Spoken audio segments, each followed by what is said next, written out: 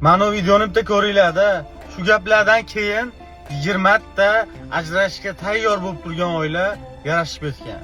Qoyil lekin. Kim qaraydi unga? Seni oting bag'odiyu nomard.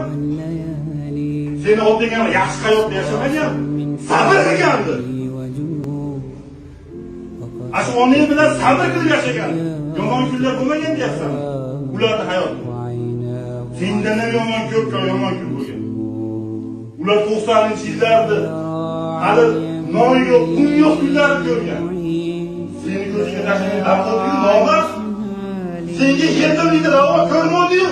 Senga havo ko'rsa 7 litr bolalarga. Yerda yo'q yuzsizlar. Ey baraka topkurlar, internetdagi yolg'on hayotga ishonmanglar. Ajrashib ketib, bunaqa bo'lib ketdim, zo'r bo'lib ketdim, mana mashina oldim, bunaqa qildim. Yo'q, unaqa hayot yo'q hech qachon. Siz oilangiz bor, siz uchun eringiz o'sha halolingiz. Ertaga ko'chaga chiqqaningizdan keyin sizni aytib bir tekchi qilib, quchoqdan quchoqqa o'tib yurganingiz qoladi xolos. Bu tomondan chiroyli ko'rinaveradi, lekin inson o'zini ichidan his qiladi bu narsani, yolg'izlikni. O'sha sizni halol eringiz, bolalaringiz, oilangizdan boshqa hech kimga sizni keragingiz yo'q. Siz shuni tushunib yeting, qachon tushunib yetasiz? Bu internetdagi ajrashishga targ'ibot videolariga qo'shilib fikringizni chalg'itmang. Siz gulli oilangiz bor sizni. Bu oilani buzmang hech qachon. Bolalaringiz uchun shu halol eringiz uchun yashang, oxiri go'zal bo'ladi inshaalloh.